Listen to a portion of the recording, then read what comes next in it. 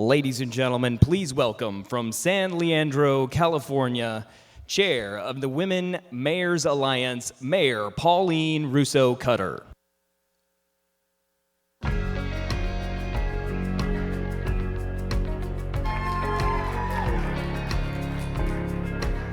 Hello. Aloha. Thank you. Good afternoon. First, I'd like to thank Mayor Benjamin for his effective leadership as president. I know he's around somewhere. He's really done an outstanding job in the conference. I especially like his inclusiveness part of his program, so thank you for that. And thanks to Mayor Caldwell for hosting this beautiful in this beautiful city. It's just wonderful to be here and have all of our friends around. So we've definitely felt the aloha spirit this trip. Thank you.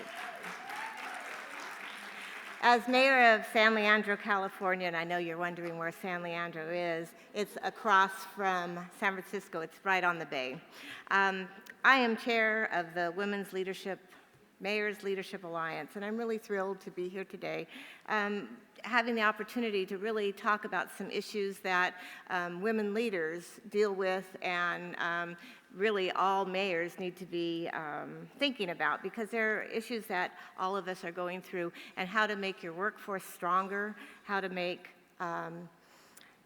your city more inclusive and so forth. It all comes from having parity in your leadership. So before we begin our panel, I have a very special guest that will be offering her remarks. It's my pleasure to introduce U.S. Representative Tulsi Gabbard, who is also one of the record-breaking 6 women running for President of the United States, here with us. We are so honored to be joined by Congresswoman Gabbard on her home island here at the U.S. Conference of Mayors' 87th annual meeting. She's very impressive, so I'm going to read you a little bit about her. Congressman Gabbard is part of an interfaith, interracial family. She's a practicing Hindu and of Asian, Polynesian, and Caucasian descent. Her background taught her to prioritize inclusivity and seek out and celebrate diverse perspectives, themes that we celebrate here at our Conference of Mayors. Congresswoman Gabbard began her career in public service, get this, at 21. At 21, she was elected to the state legislature, and making her the youngest person ever elected in the state. She also served as Honolulu City Council member, and she has been in the trenches with city people, and so she knows all of the I don't want to say troubles, but some of the concerns that your people have, and so she's working to take that into account as she looks at moving up and going up higher in our nation's capital. She also served as major in the Army National Guard, and during each tour she served in the 29th Brigade Special Troops Battalion of the Hawaii Army National Guard. And in between tours, Congressman Gabbard worked as a senior staffer for the late Senator Akata. Congresswoman Gabbard was elected to Congress in 2012 and is currently serving her 4th term representing Hawaii's 2nd District. She was one of the first 2 female combat veterans to ever serve in the U.S. Congress and its first Hindu member. In Congress, she serves as the House Armed Services Committee and House Financial Services Committee. And in both committees, the Congresswoman works to protect women and other marginalized communities, whether it be calling on Congress to address military sexual assault or as an original co-sponsor of the Equality Act. So Congresswoman Gabbard she certainly has a lot of firsts, and I think this is the first time that she's spoken in front of the Conference of Mayors. So please help me welcome Congressman Gabbard.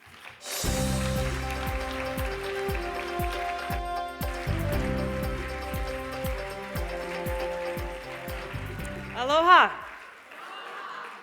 Welcome to our home. It's great to be back. I literally just got off the plane a couple hours ago and raced over here, and I'm so eager to be able to greet all of you here in beautiful Hawaii.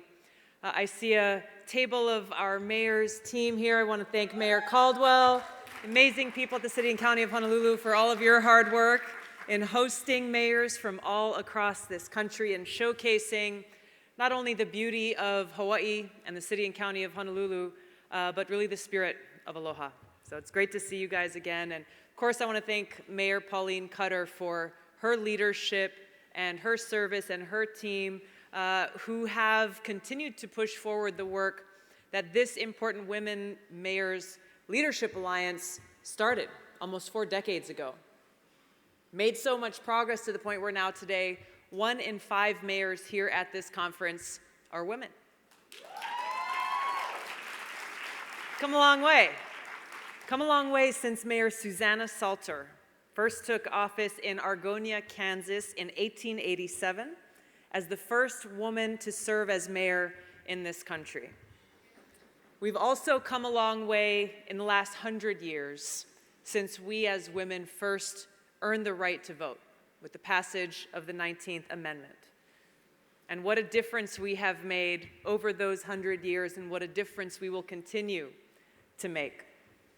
You know, we follow in the footsteps of so many great leaders, women who have literally torn down barriers, challenged the status quo, and ensured a better future for this generation and the next.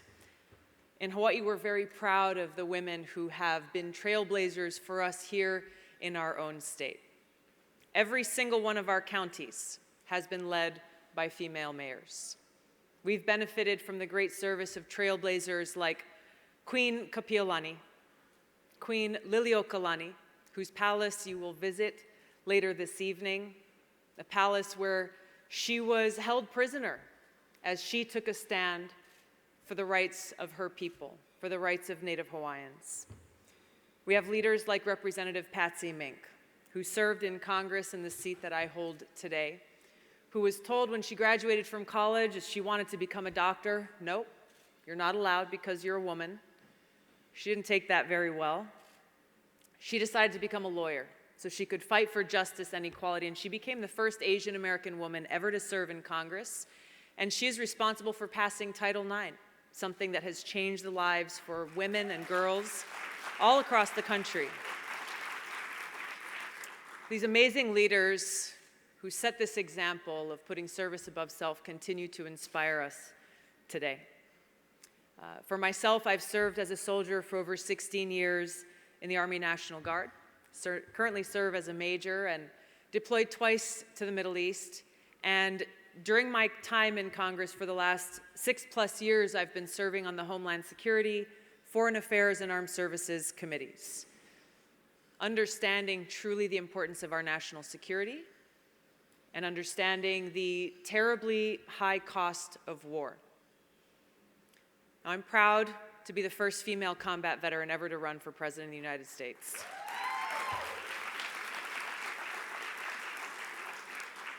Now, before running for Congress, I served both in the Hawaii State Legislature as well as on our Honolulu City Council, representing nearly 100,000 people in the district that was the first that was built up in the city and county of Honolulu.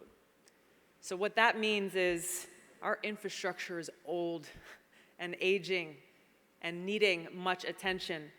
That experience there serving on the city council gave me such a great appreciation for the work that I know all of you do every day.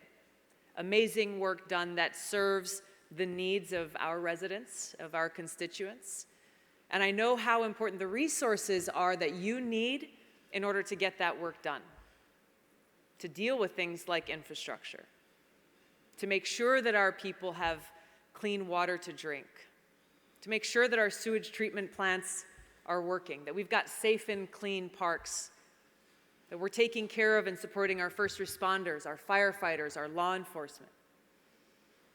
I look back to my time on the city council and even just living here in Hawaii, there's a lot of things that we need to invest in. There's a lot of things that need fixing. Here, our water mains are old. They constantly break, which means the roads are torn open and workers are sent out night and day around the clock to be able to fix those water mains and then patch up the roads so that people can continue to do what they have to do. And the thing that we find, and I know you experience the same thing, there is just never enough money to make sure that what we need to get done gets done. That means you make the most with what you have, and you do all you can to squeeze and make every single dollar count. So I often get asked by reporters, as we're dealing with many of these challenges, Tulsi, why are you so focused on foreign policy then? Why are you so focused on sending and delivering this message of the need to end wasteful regime change wars, the new Cold War and arms race? Why not focus on these domestic issues and these challenges, these needs that we have, like infrastructure, affordable housing, fixing our streets? And what I tell them is the truth, which is that our foreign policy cannot be separated from our domestic policy. Why is that?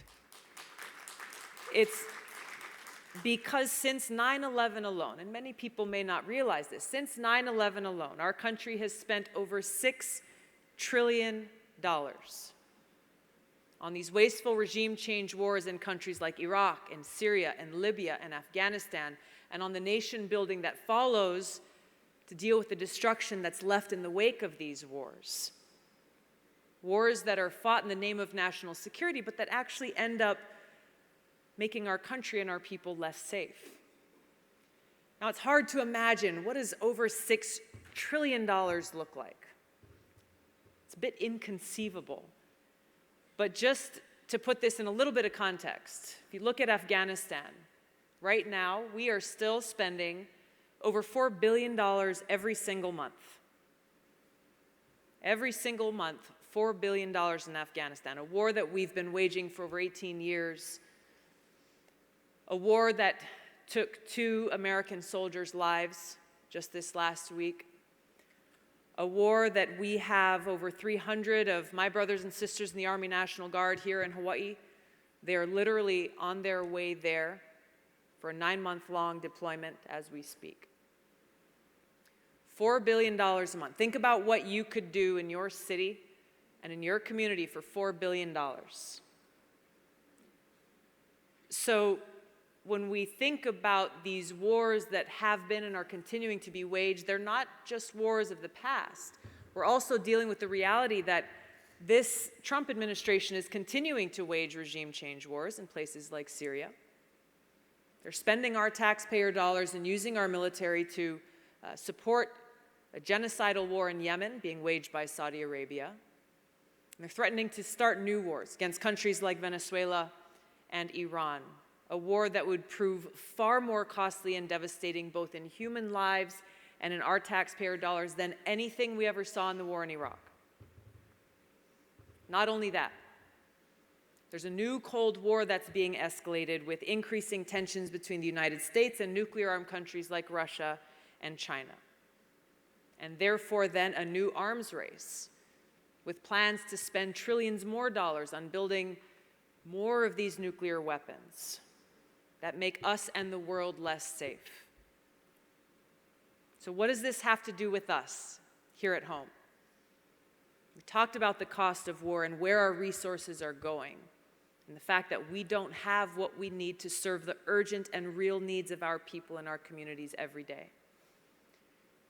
As we look at this increasing nuclear threat, the reality is that no matter what part of the country you live in, this is a threat that's real for every one of us, and it causes all of us as leaders in our communities to think, as we plan for other types of natural disasters, what are our plans if there is a nuclear attack?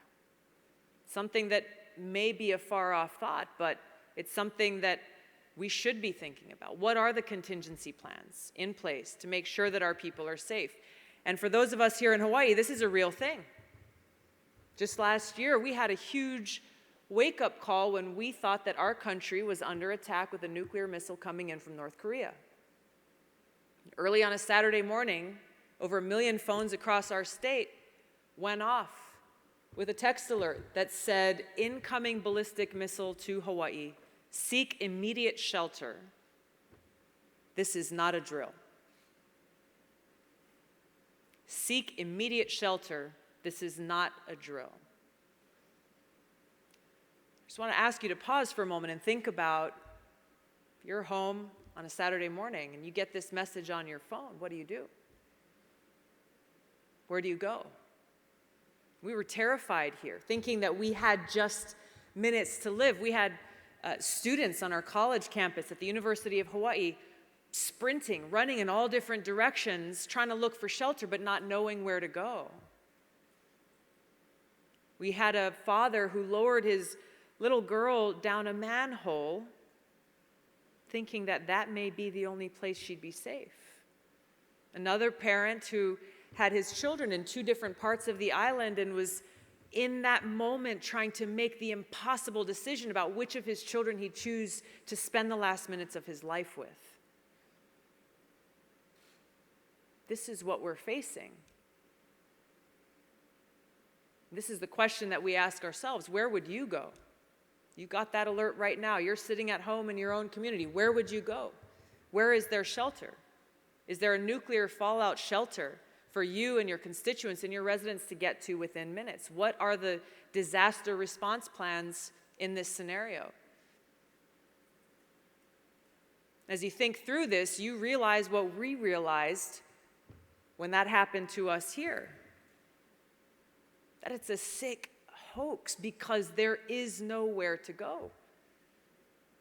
You realize how our leaders have failed us, creating a situation where we have this looming nuclear threat. We have an alert system that tells us when this threat is coming, when this attack is coming, that tells us to seek shelter immediately. But there is no shelter. You as mayors, people working at the local level, are you getting grants from the federal government to invest in and build these nuclear fallout shelters to protect your constituents, to make sure that you are resilient and ready in the event of this attack? No, it's not happening. Hundreds of trillions of dollars that would be needed to do this kind of thing are not coming to our communities. Our leaders have failed us. So for me, when this happened in Hawaii, personally, this is when I decided to run for president, to end this insanity, to end these wasteful regime change wars, to end this new Cold War and arms race, and make sure that what happened to us here in Hawaii doesn't happen to you, doesn't happen to your loved ones, doesn't happen to your constituents and to your communities. We cannot separate our foreign policy from our domestic policy. In every single way, this impacts every one of us, no matter where we are in the country. And so this is the call to action that I have for you today. That we need a radical change in our foreign policy to prevent this kind of thing from happening and to make sure that our children and our families and generations to come can live free from fear of a nuclear war. That's why it's imperative that every mayor, every leader at every level of government take action to stand up and speak out about this danger of nuclear war that we're facing. Speak out against these wasteful regime change wars and this new Cold War that's sucking money out of our pockets and our communities. Stand up against these warmongers and those who profit from them. Stand up and speak out for peace. Because this is about our future. This is about what's really at stake.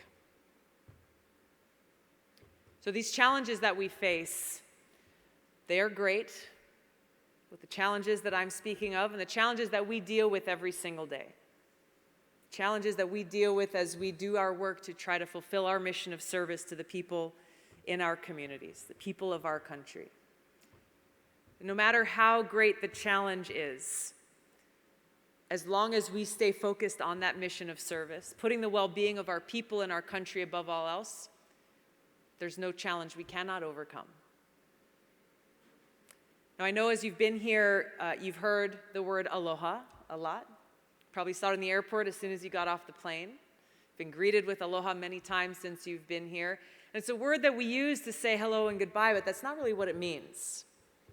Aloha has a very powerful and deep meaning. Really, aloha means love. It's kindness and compassion. When we say aloha, we're saying, I'm greeting you with an open heart, with respect, recognizing that we are all connected, that we are all children of God, recognizing that that breath that we all share. Aloha is what binds us together, what unites us, no matter where we're from.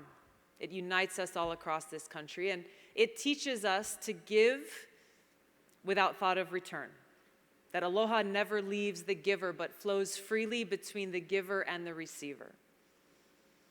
Aloha, love, is not just a feeling, it's a powerful force that motivates us to take action for the well-being of others and for our country. And I speak of this aloha because it's so important, especially now during this time of great divisiveness and darkness and hate and greed that's casting a dark shadow over our country and so much of our politics. Right now, aloha is what our country needs most. It's aloha that enables us to overcome those forces of darkness and greed that seek to tear us apart. It's aloha that allows us to bring people together, regardless of political party or partisan differences, regardless of the color of our skin, regardless of the way we worship or who we love.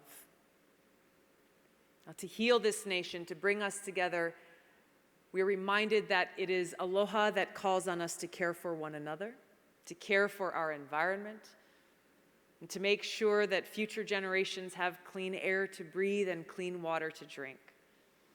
It reminds us to be responsible stewards for our taxpayer dollars and to fulfill our kuleana, our responsibility. So one of the things that I really hope you take home from your time here in Hawaii and from this convention is this meaning of aloha and how each of us can live and lead with aloha every day as we face the difficult decisions and challenges before us, inspiring us to bring people together, bring together those diverse ideas, work together to find the best and real solutions that will best serve the people who have entrusted us to work for them. Lead with the understanding that all of us in each of your cities, all across our nation, and ultimately all of us on this island Earth share this same this same breath of life. In 1962, a Hawaiian elder and philosopher, Anti Pilahi Paki, said that Hawaii held the key to world peace, and that key is aloha. So as you go back to your cities, know that we all send you off with our warmest wishes, that we may all find inspiration and strength, compassion and courage in this spirit of aloha that lies within each of our hearts, and that we may continue to share that aloha with others. Thank you so much for joining us today. Thank you for your service and your leadership to the people of this country. Mahalo. Aloha. Thank you.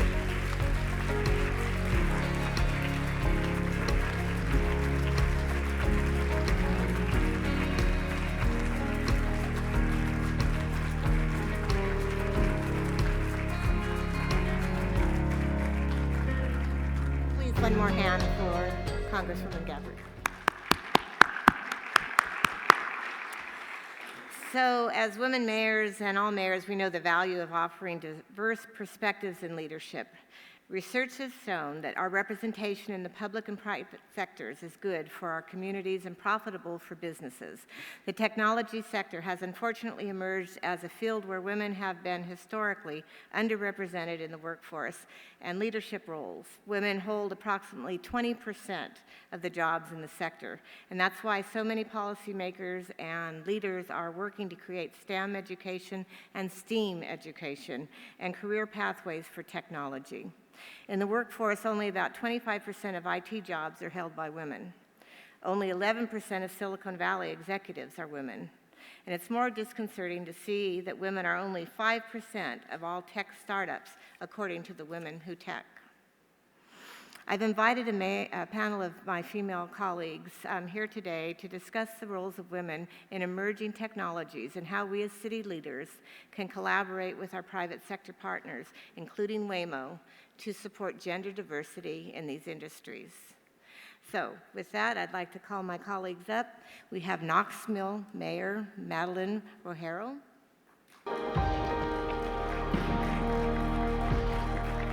We have Dr. Yvonne Spicer. We have Mayor Pam Triolo. We have Mayor Deidre Waterman. And we have Waymo Head of Public Policy, Ellie Casson.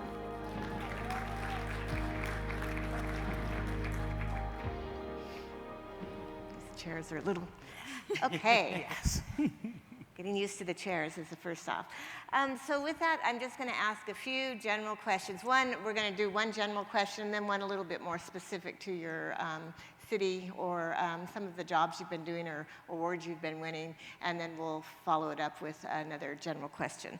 So first off, as mayors, we see cities adapting to emerging technologies and anticipating the advent of automation. What are you seeing in your own communities, and how are you planning for the impacts on your residents and the workforce? Let's start off. Well, within my city, which is a new city, we're 18 months old as a city, and I am the first mayor of the city of Framingham, 20 miles west of Boston.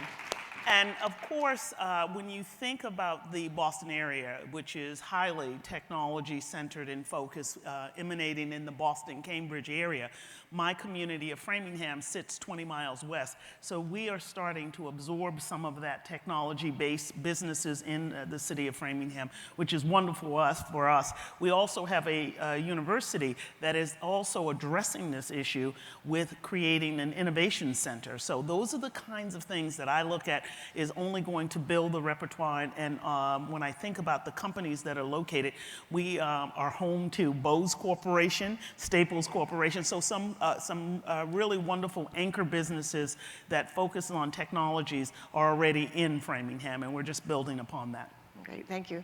Mayor Harrell. Well, I want to start by saying happy birthday first to our mayor. Oh, happy birthday. Big day for her Thank you. here in Hawaii. So Knoxville, Tennessee is surrounded by high-tech companies, high-tech research. We are the home of the University of Tennessee flagship campus, which has a UT Research Foundation, by the way, headed for the first time by a woman. The UT Research Park. We are just down the road from the Department of Energy's Y-12 National Security Complex and Oak Ridge National Lab. We have, and as a result of those, plus being the headquarters of the Tennessee Valley Authority, there is a tremendous amount of research being done in the area of high tech. We have an Institute of Applied Advanced Materials there at the university. Carbon, fiber, and composites are big, and transportation research, modern transportation research is headquartered right there as well. So we're seeing a lot. We're right in the heart of it. And I have to say that in Oak Ridge, at the lab, and at the university, women are actively involved and are being promoted in the high-tech world in Knoxville. Good, thank you. Okay, Dr. Yellow? Lake Worth is a city that's about 7 square miles. And if anyone's ever heard me speak before, we've we've gutted our house and we're rebuilding it from the inside out. So it gives us a wonderful opportunity to incorporate all the new technology that's coming our way to actually make it a basic part of our infrastructure. To give you an idea, when I got there 8 years ago, they were still using ledgers and didn't have any GIS systems in place. So we've come a long way, baby. I can definitely assure you of that. We are also, creating and planning for the future. Some of the biggest projects probably in renewable energy that are coming our way that I'll talk about maybe another time. But one of the things that we also like to keep in mind is we've created a non-traditional park of commerce area that a lot of new businesses are moving into. And because we are such a late bloomer, we're also the best value in town. So that has really been an incentive for a lot of corporations to move their operations to us. So we're rising to the challenge, much like I did at City Hall, where there were no women in key management positions at all across the whole platform of the city. There now are an average of 2 to 3 women in every management capacity for our city, and they are extraordinary leaders. So very much looking forward to watching as technology grows, but knowing that as technology increases, we will be making them part of our regular operations. Thank you. Deidre? I'm from Pontiac, Michigan. Pontiac is known for its legacy of the advanced manufacturing from the automobile industry. But now with the change in technology, as we're diversifying, we are now in the center, the epicenter of the development of the autonomous vehicle innovation, which is going right on, a lot of it right there in Oakland County, and Pontiac is right at the county seat, right in the center of all of this going on. So we're preparing for this by jobs and job training, and by getting a lot of pay it forward by a lot of the industries that are coming to town. We're making partnerships with a number of the entities in town, including Oakland University. Don't tell Brian Barnett that our incoming president, because that university is really in his city, but I just borrow it from him for the partnership that we have in terms of the jobs and job training. But this is a changeover for us. You know, as I came on as mayor, Pontiac had the largest inventory of vacant automotive properties in the world, anywhere in the world. We have now repurposed that in many ways, and now we're down to one small parking lot that we have to repurpose, which we've done in innovative ways. We also are harvesting the use of fiber optic cable, which is unused. We used to have GM OnStar, so we're using innovative ways of using that. I've been told we have the largest inventory of unused fiber optic cable east of the Mississippi. So we are using that for the new industries that are coming in. Since I've been in town, we have brought in 25 high-tech companies, and so we are preparing in a big way for this automotive revolution that's going on in terms of autonomous vehicles. For those of you who are interested in seeing the showcase, there'll be one August 15th, right in our Strand downtown, which is going to be a showcase of all the innovation that's going on. So we're preparing for that. The technology is something that is new, creative, and we're happy to be part of that revolution that's coming forward. Thank you, thank you. And Cassie, even though you're not a mayor, you're up there in the corporation. And can you tell us a little bit about Waymo and Sure. Thank you, Mayor Cutter, for having me join this panel. And since I don't represent a city, maybe I'll take just a couple minutes to explain what Waymo is, how our technology works, and how we interface with cities. Might be a helpful way to kick things off. So Waymo was started about 10 years ago. We were then known as the Google Self-Driving Car Project. And the goal of the moonshot, as it was called, was to eliminate the 40,000 or so fatalities that happen on America's roadways every year as a result of human error. And we believed that technology, by removing the human factor and using autonomous vehicle technology, we could save lives and increase mobility for a lot of people who don't have it today. So we today are operating in the Bay Area, in Phoenix. We have a few folks here from the East Valley, where we have our biggest test facility, and where in 2018 we actually launched a ride-hailing service. That's something that people often don't know, is that Waymo does not sell vehicles, but rather operates an autonomous ride-hailing service. So you can use your phone, hail a ride, get to your destination without any human involvement. An AV will show up to pick you up and get you where you need to go. We also have some test presence in Washington State and in Michigan, in Oakland County, where we're doing some testing to learn about rainy weather conditions. I head up our local policy team. We're the department within the company that interfaces directly with cities, and we take the rollout of this technology and the way that we interact with cities in the process of introducing what is exciting, but also, frankly, sometimes a little frightening, very seriously. And it's one of the reasons that we're here. Building relationships across sectors is crucial. And so I'm so glad to join you here today. Thank you. Thank you for that. So Mayor Spicer, you went a little bit into this, but proximity to Boston and the hub for tech. So talking about what are local programs maybe that you started in your community, or avenues that you can talk about that help get women into, the pathway? Well, first and foremost, you have to know a little bit about my background. I am a woman in technology. My background is technology and engineering, and I taught architecture and engineering prior to becoming, a mayor. I was a classroom teacher. I taught it in high school and middle school, and I also ran a vocational school. So I have a strong background in technology. And thank you. And the part that I always see is be that example. And one of the things I certainly have done over my professional career is focus on the areas of STEM education or STEAM education.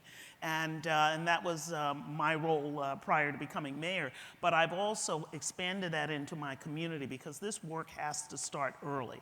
And girls have got to see themselves in those roles and in those positions, and giving them opportunities to see other women who are architects, who are engineers. And I've made a point of doing that on a regular basis and pairing young women up with older women who are engaged in this work, and also some of the companies that are in my community, to making sure that they are creating those relationships and those synergies with our K-12 system. That's first and foremost, and also creating the space for our teachers to learn, how do you connect the dots? Why do we learn science? Why do we learn math? Why do we learn these things? What do we apply them to? And as I often say to people, I can find a technological solution to just about everything that we do, we touch every single day.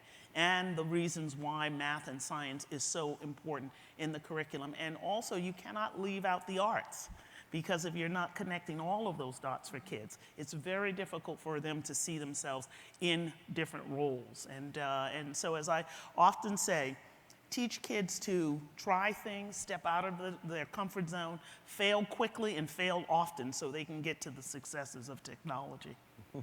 So you were a teacher on the one end, I was a preschool teacher, and we tried to teach them the same thing there, to be brave enough to try these things. So thank you for the work you do. How about you, Mayor Rahel?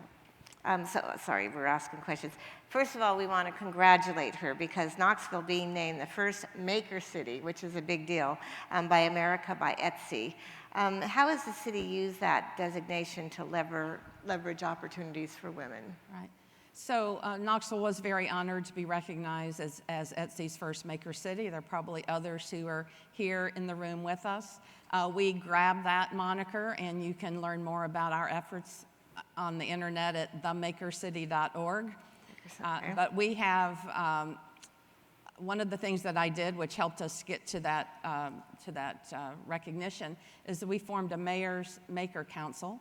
We have about 22 people, about half of whom are women. It's broadly representative of the maker community, from high tech to low tech.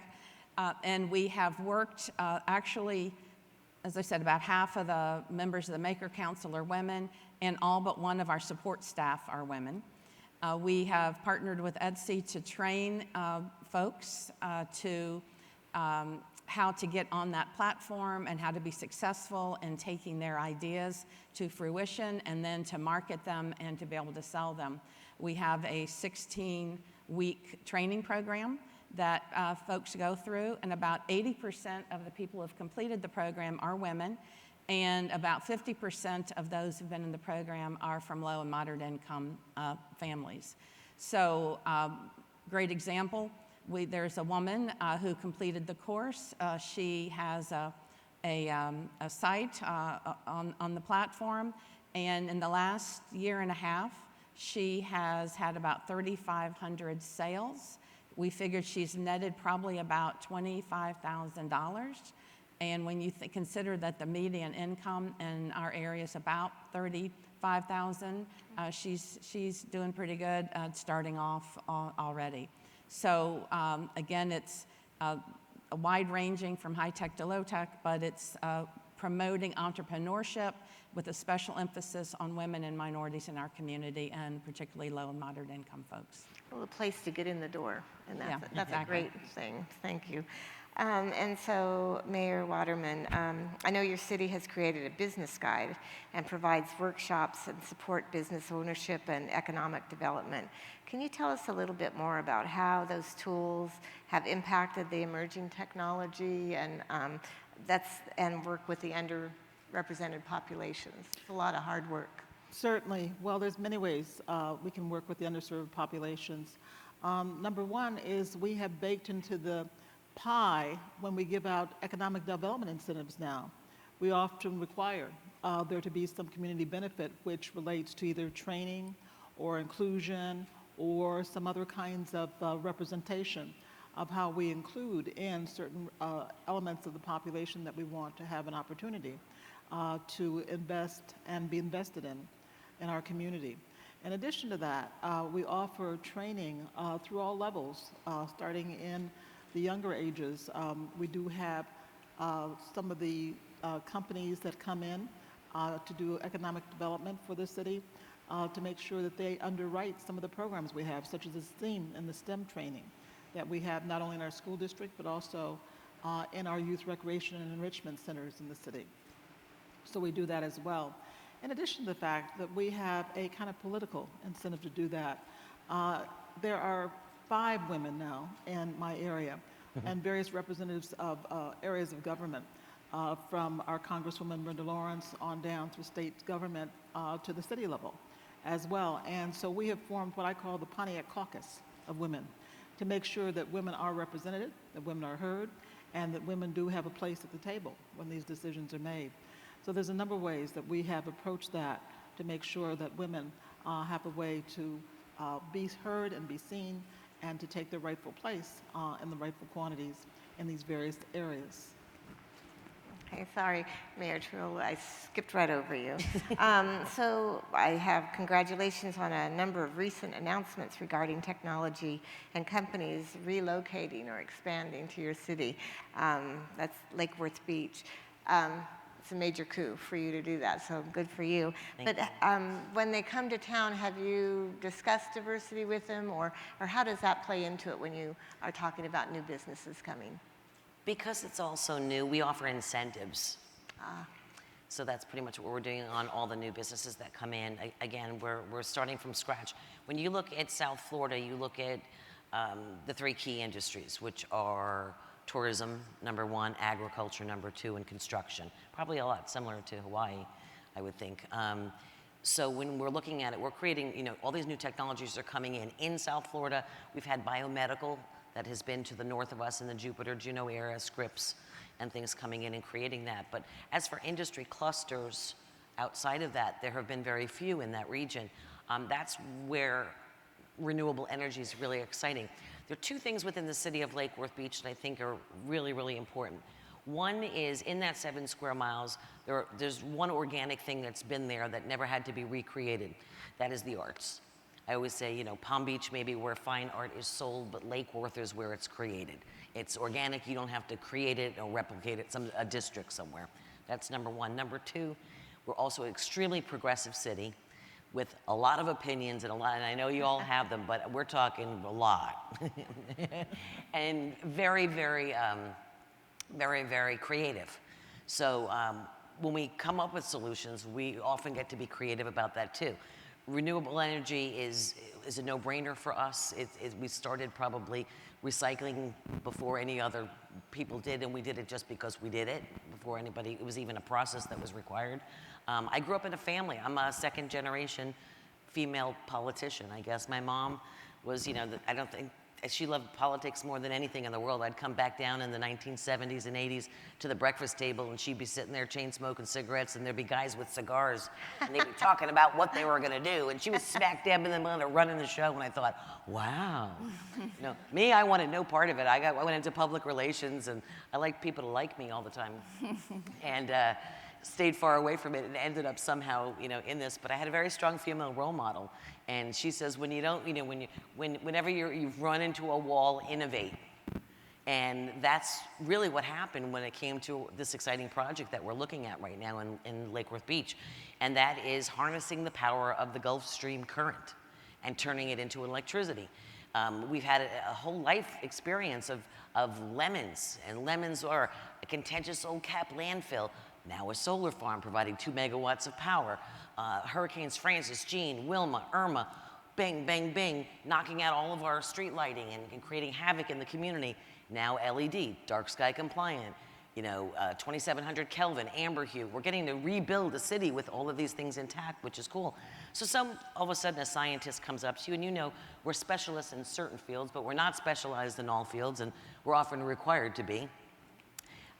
Was talking with me about how nobody wanted to run the cabling over the beaches, and a scientist by the name of Gabe Alcenas from SIMRIC, Southeastern Marine Renewable Energy Center in Boca Raton. They're now located here. said, so, we can't run the cabling over what are we gonna do? How are we gonna get this project? You are the only electric utility in that whole region that's municipally owned. You're nimble enough to do a project like this. We have that old outfall. What?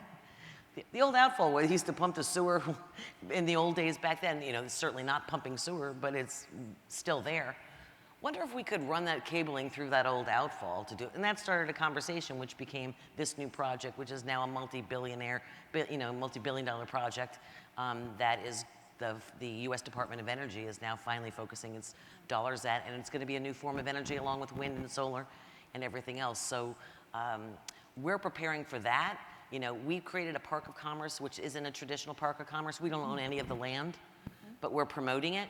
So my ultimate goal is to get these scientists that have already been contacting us to come in from wherever they are, create their inventions, dock in our docking station 15 miles offshore, and guess what? While you're here and you decide to manufacture, because we're going to buy those electrons from you, build your manufacturing plant in my park of commerce, and guess what? We've got a new industry cluster. We're in the renewable energy, Gulf Stream current energy technology home place for the rest of the world. Well, thank you. And then Waymo. Okay, so Waymo has a number of women in leadership roles, and how do you think this influences the company culture and the way Waymo works? Sure. So this is something that I think about a lot as a female in tech. I pay attention to things like stats on women in my industry. The Silicon Valley Bank puts out a report every year on women in executive roles in tech startups, and according to the 2019 report, less than 50% of startups have a female executive. Waymo has 3, and then if you look at the tier below our executives at our department heads, it's almost entirely female. Our head of, especially on the side of the company that interfaces with the outside world. So our head of marketing, head of comms, head of public policy, public affairs, business partnerships, all women. My team, which as I mentioned is the team that interfaces with cities, all women. A lot of these women are mothers. And so, it's something that I appreciate. It's great to come to work every day and work alongside really dynamic, smart females. But it wasn't until preparing for this panel that I started to think about whether or not there was a real relationship between the prevalence of women in leadership roles at Waymo and the culture of Waymo. I think safe to say Waymo is a company that, it's a tech company, but it sort of breaks the mold in terms of culture. We're not a move fast, break things company that is synonymous with tech. We tend to be very safety focused, deliberate in the steps that we take as we roll out each new iteration of our technology. And we try very hard to be extremely communicative and collaborative when working with cities. And I think a lot of those traits are traits you could tie back to feminine sort of values, the things that, or not values, but personality traits. They're the things that we have learned through a lifetime of experience of having to get to where we've gotten to through communication and collaboration and compassion, which is one of the most commonly used words for female leaders, is compassionate. And in a way, I think Waymo has a compassionate approach to working with cities. We know how sensitive this technology is, how the people in your cities are a little bit nervous, are excited but nervous, as I mentioned at the beginning. And I think that you really see that infused in the safety-oriented culture of our company and all of the decisions that we make, and then the work that my company, my company, my team is tasked with doing. And some of the cities who are here at the conference and have worked with Waymo, I think, I hope, would say that we tend to be extremely early to communicate, frequent to communicate, transparent as much as possible. That's our goal. Okay, thank you. I dare say women mayors love to communicate, and I would imagine that all mayors love to communicate. That's part of our job. But we are almost out of communicating time for this session. So with that, I'd like to introduce our U.S. Conference of Mayors past president, Mayor Elizabeth Kautz, to the stage, and she's going to announce the recommendations for the nominating committee. And this is a little bit of business that we needed to get done, too. Do a little bit more communicating. Okay, so until she She's coming, okay. There we are. A great entrance. Hello, mayors.